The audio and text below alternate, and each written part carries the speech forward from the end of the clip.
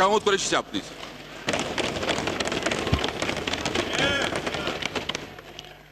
जनाब स्पीकर, मोहतरम कायदे हिज़्ब इख्तिलाफ ने एक नुक्ता उठाया है।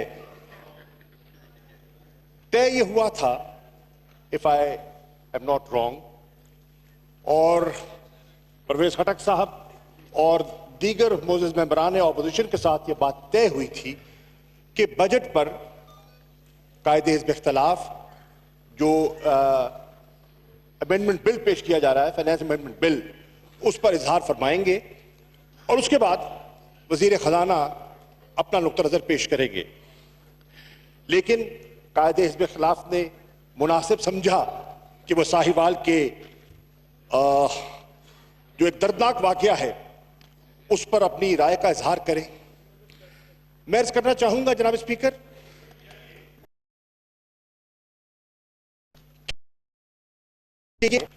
जिसने हर पाकिस्तानी शहरी को मुतासिर किया है, इस पे कोई दो आरा नहीं है। अफसोसनाक वाकया है, दिल को दहला देने वाला वाकया है। अब सवाल यह है, हुकूमत ने क्या किया? हुकूमत ने तो कभी नहीं चाहा था और ना कोई ऐसी हिदायत थी इस वाकये को, ये इस तरफ ये कोई कंस्ट्रक्शन नहीं थी। लेकिन हुकूमत ने न सिर्फ मजम्मत की, वजीर आजम ने पर्सनली हिदायत दी वजीर आला पंजाब को। No cross talk please, no cross talk. अगर नो क्रॉस टॉक प्लीज, हौसले से बात सुन ले तो मुनासिब होगा। No cross talk. मेरी गुजारिश ये है जनाब स्पीकर, 2 दिन से इस अफसोसनाक वाक़े पर इजलास में, ऐवान में बजा तौर पर बहस हो रही है। बजा तौर पर आज मुनासिब नहीं था उठाना, लेकिन आपने उठा दिया, तो मैं अर्ज करता चलूं, within hours the chief minister Punjab, जो कि इलेक्टेड ऑफिस है उनका, उनके बारे में जो अल्फाज कहे गए, मैं समझता हूं वो मुनासिब नहीं है। इसलिए मुनासिब नहीं है कि अगर आज हम मुंतखब नुमाइंदगान की तस्दीक करेंगे तो आप डेमोक्रेटिक नो आप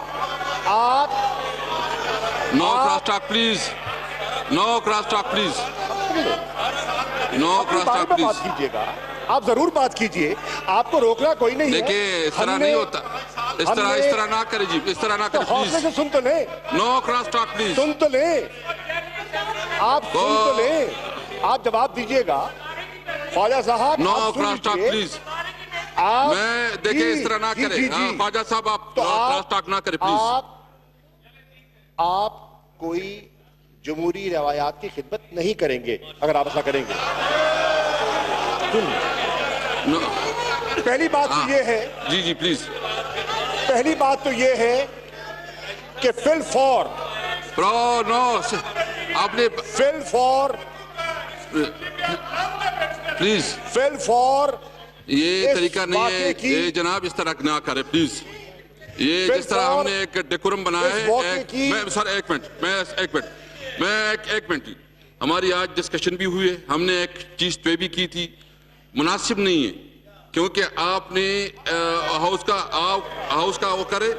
आप बात सुन ले प्लीज, आप बात सुन ले प्लीज, सुन ले आप बात सुन ले प्लीज। जी शाह साहब प्लीज। अर्ज ये है जनाब वाला, फौरी तौर पर प्लीज फौरी तौर पर इस वाक़े की मजम्मत की गई। फौरी तौर पर वजीर आला पंजाब को हिदायत की गई और वो मौके पर पहुंचे, मौके का मुआयना किया। वजीर आजम ने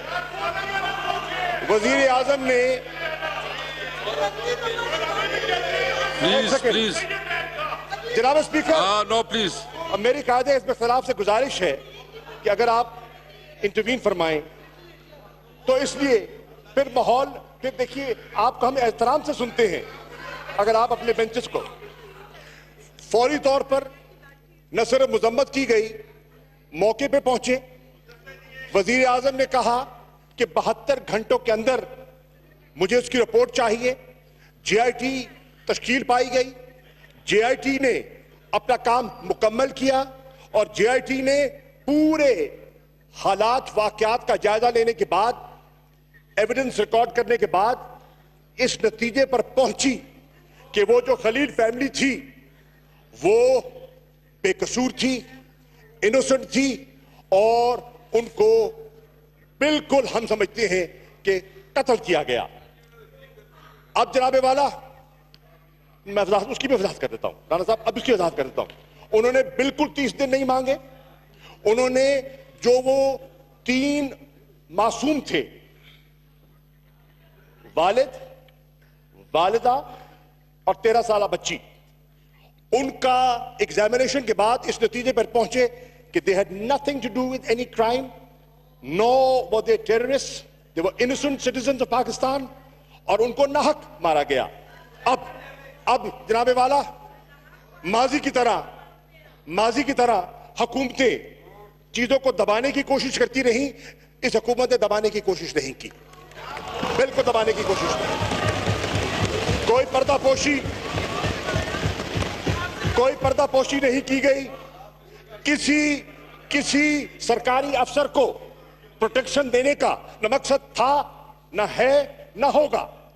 वजीर आजम ने कहा, वजीर आला ने कहा कि जो कसूरवार है उसको कटहरे में खड़ा किया जाएगा और करार वाक़ई सजा दी जाएगी। ये हमारा असूली मौक़िफ़ है, क्योंकि हम समझते हैं कि इंसाफ हर पाकिस्तानी शहरी का बुनियादी हक है और हर शहरी का हक जो है उसका तहफ़्फ़ुज़ करना मुंतखब ऐवान का और नुमाइंदगान का फर्ज है और इंशाअल्लाह हम करेंगे। जनाबे वाला, हमने किसी कल्प्रिट को, किसी कसूरवार को प्रोटेक्ट करने का न इरादा था न है। बिल्कुल ये गवर्नमेंट की पॉलिसी है। जो हकायक हैं वो कौम के सामने रखे जाएंगे, ऐवान के सामने पेश किए जाएंगे और जो कसूरवार है उसको सजा दी जाएगी। जनाबे वाला, ये भी फैसला किया गया और वाज़ेह हिदायत थी कि शफाफ तरीके से, ट्रांसपेरेंट तरीके से पूरी इन्वेस्टिगेशन की जाए। और जो मोहतरम राणा साहब फरमा रहे थे कि वक्त मांगा है, उन्होंने इन 3 मासूम हजरात के नतीजे पे पहुंचने के लिए वक्त ही मांगा। जीशान साहब जो हैं उसके बारे में उन्होंने कहा कि मजीद हमें तहकीक की जरूरत है और वो हो रही है। सुन लीजिए, नो क्रॉस टॉक, लेकिन उसके बावजूद, नो क्रॉस टॉक प्लीज, आप बैठ जाएं प्लीज, आप प्लीज बैठ जाएं। उसके बावजूद जनाब वाला तशरीफ रखें प्लीज तशरीफ रखें। यहां तक कहा गया, प्लीज यहां तक कहा गया कि हम प्लीज कोई पर्दापोशी नहीं करना चाहते। हम हमारी जो मीडिया है उसको भी नो प्लीज नो ब्रीफ करने के लिए तैयार है और इन कैमरा ब्रीफिंग देने के लिए भी तैयार है, ताकि सारे हकायक उनके सामने आ सके। और सारे हकायक जब सामने आएंगे तो तब पता चलेगा कि कौन जिम्मेदार है और उस पर क्या कार्रवाई होनी चाहिए। जनाबे वाला, यह भी फैसला किया गया कि वाकई की नौइयत ऐसी है कि फिलफौर इसका मुकदमा एक एंटी टेररिस्ट कोर्ट में चलाया जाएगा और ताकि कम तर वक्त में इसका नतीजा निकले।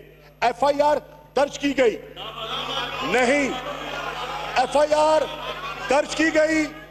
एफआईआर के नतीजे में, इन्वेस्टिगेशन के नतीजे में सरकारी अफसरान के खिलाफ कार्रवाई का फैसला किया गया, उनको मुअत्तल किया गया, उनको अपने ओहदों से हटाया गया।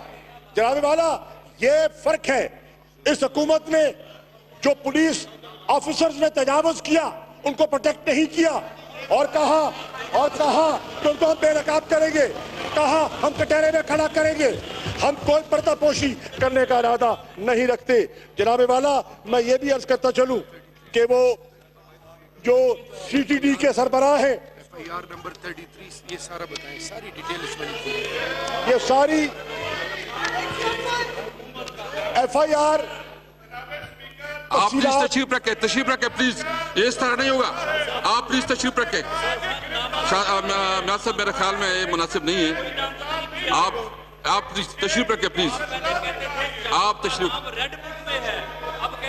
रखें प्लीज। जी जी सर, गुजारिश ये है, कंटिन्यू प्लीज। गुजारिश ये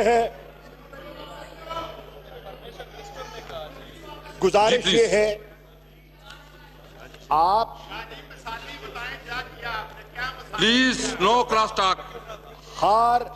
मैं आपको और इस जबान को मुतले करना चाहता हूं और एतमाद में लेना चाहता हूं, किसी कसूरवार को नहीं बख्शा जाएगा। बड़ी वाज़ेह बात है, नंबर एक।